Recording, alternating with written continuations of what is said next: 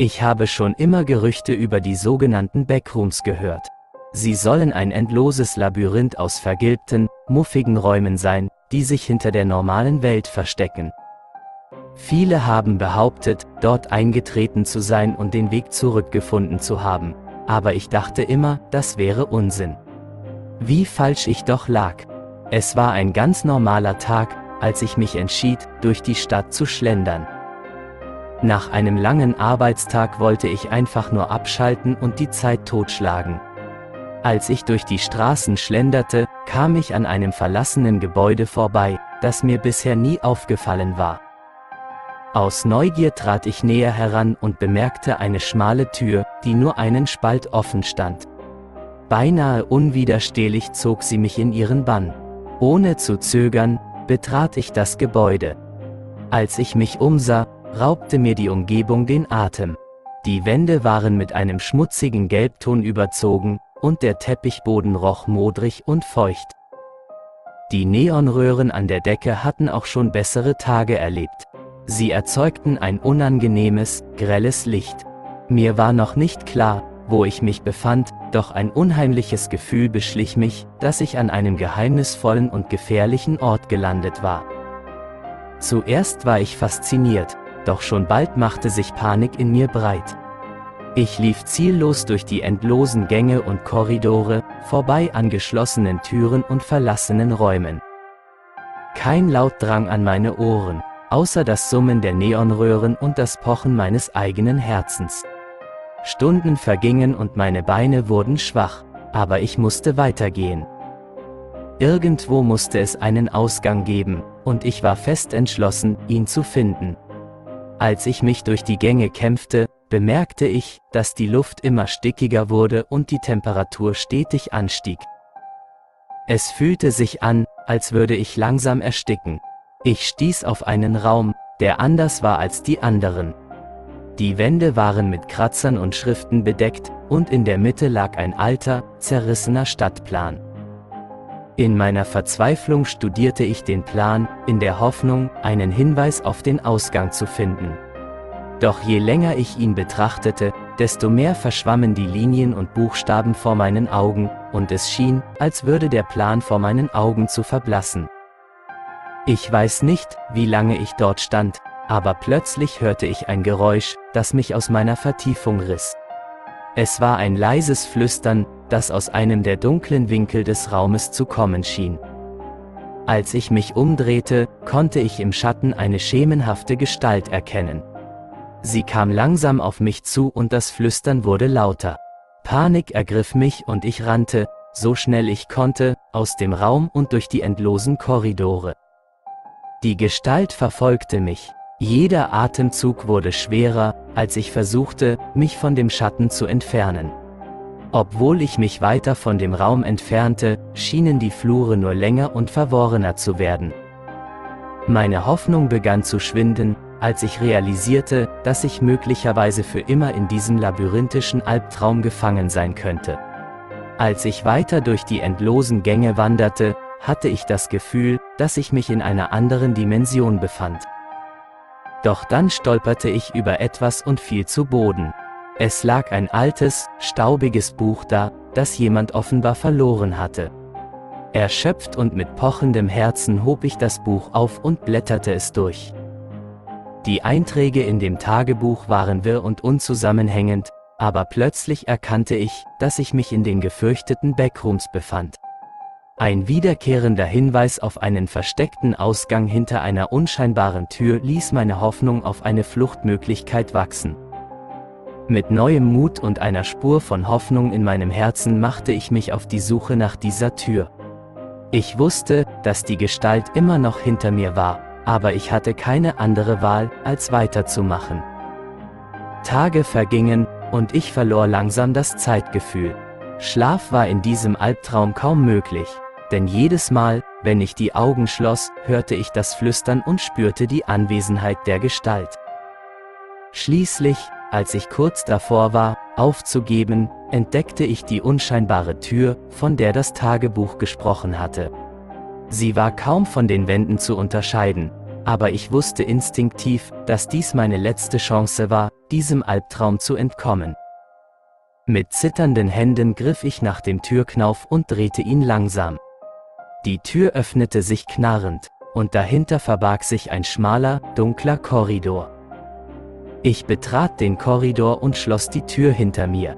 Die Gestalt schien nicht in der Lage zu sein, mir zu folgen, denn das Flüstern und die bedrückende Präsenz ließen allmählich nach. Ich tastete mich vorsichtig vorwärts und spürte, wie die Wände enger wurden und die Luft dünner. Gerade als ich dachte, ich könne nicht weitergehen, sah ich ein schwaches Licht am Ende des Korridors. Als ich dem Licht näher kam, wurde es immer heller, bis ich endlich vor einer weiteren Tür stand. Ich zögerte einen Moment, bevor ich sie öffnete. Hinter der Tür lag die normale Welt, die ich so sehr vermisst hatte. Die frische Luft strömte in meine Lungen und ich brach in Tränen aus, überwältigt von Erleichterung und Erschöpfung. Obwohl ich in die Realität zurückgekehrt zu sein schien, konnte ich das Flüstern und die bedrückende Präsenz der Gestalt immer noch spüren, die mich verfolgte. Als ich mich umsah, wurde mir klar, dass ich nicht wirklich in meiner vertrauten Welt war, sondern in einer verzerrten Version davon. Die Farben waren gedämpft, und die Menschen, die an mir vorbeigingen, schienen mich nicht wahrzunehmen. Es war, als wäre ich ein Geist, unsichtbar für alle um mich herum. Verwirrt und ängstlich machte ich mich auf die Suche nach Antworten. Ich wanderte durch die Straßen der schattenhaften Stadt, vorbei an vertrauten Gebäuden und Orten, die jetzt fremd und unwirklich wirkten. Die Tage verstrichen, und ich verlor die Hoffnung, jemals wieder in meine eigene Welt zurückzukehren. Eines Abends, als ich durch einen verlassenen Park ging, spürte ich plötzlich eine unheimliche Präsenz. Ich folgte dem Gefühl und entdeckte eine Gruppe von Menschen, die um ein kleines Lagerfeuer herumstanden.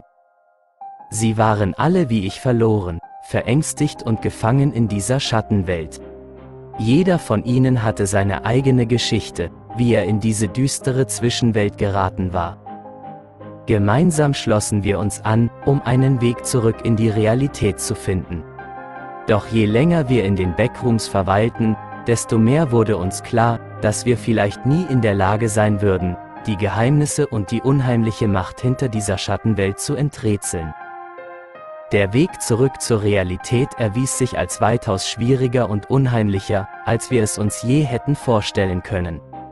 Wir durchsuchten jeden Winkel dieser schattenhaften Stadt und entdeckten Hinweise auf eine uralte Kreatur, die die Backrooms erschaffen hatte. Diese Kreatur hatte die Fähigkeit, die Grenzen zwischen den Welten zu manipulieren und Menschen wie uns einzufangen, um uns als Nahrung für ihre eigene Macht zu nutzen.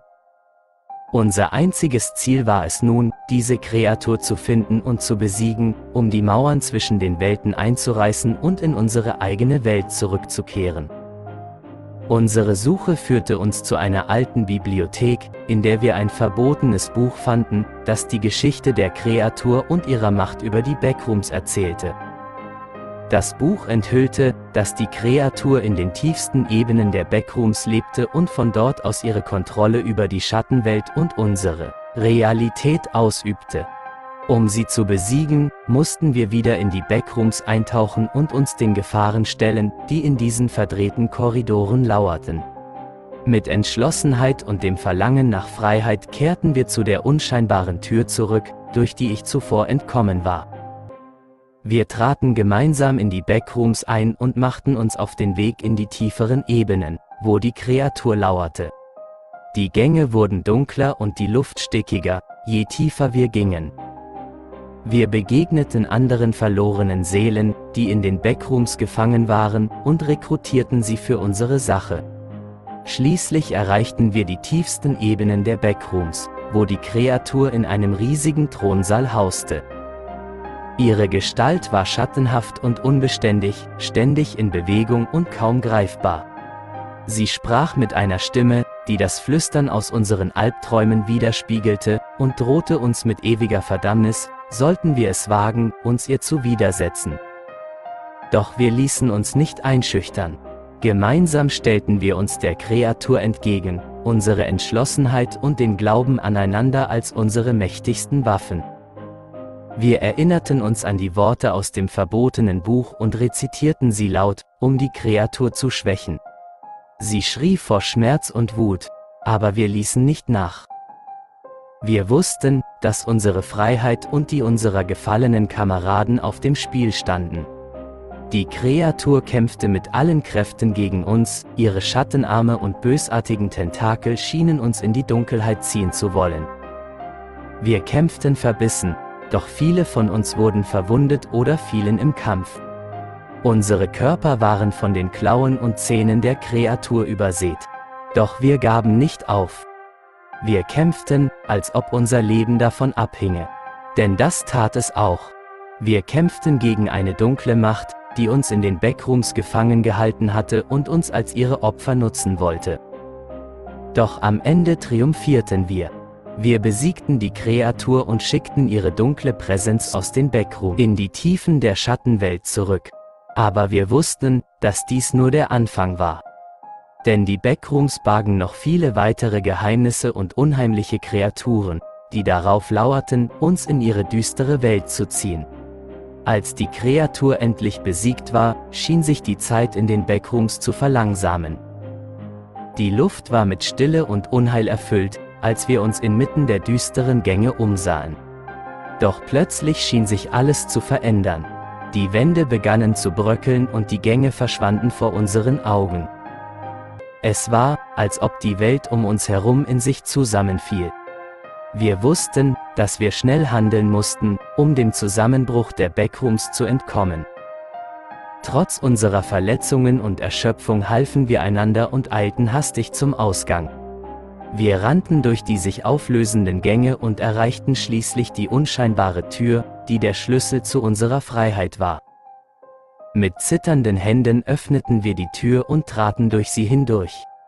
Wir atmeten erleichtert auf, als wir das grelle Sonnenlicht auf unserer Haut spürten und die vertraute Welt um uns herum sahen.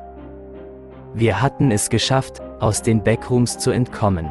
Doch plötzlich bemerkten wir etwas Unheimliches. Unsere Kleidung und unsere Haut begannen sich langsam zu verändern, als ob wir selbst Teil der Schattenwelt geworden wären. Unsere Gliedmaßen wurden blass und durchscheinend, während unsere Augen und Haare tiefschwarz wurden. Unsere Körper verformten sich und bekamen neue, groteske Züge.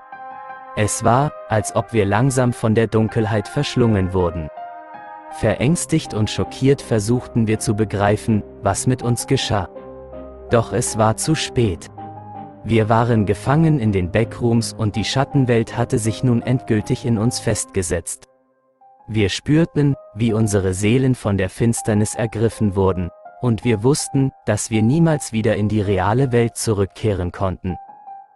Wir waren verdammt, für immer in den Backrooms zu verweilen, als Teil der Schatten und der Dunkelheit, die uns umgeben hatte. Unsere Schreie hallten durch die verlassenen Gänge, als wir verzweifelt versuchten, uns gegen die Dunkelheit zu wehren, die uns verschlang.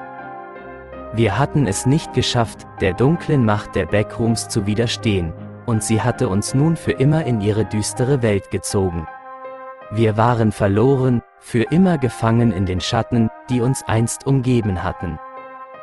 Die Backrooms hatten ihr nächstes Opfer gefunden und es hatte uns in eine unvorstellbare Schreckenswelt gezogen, aus der es kein Entrinnen gab.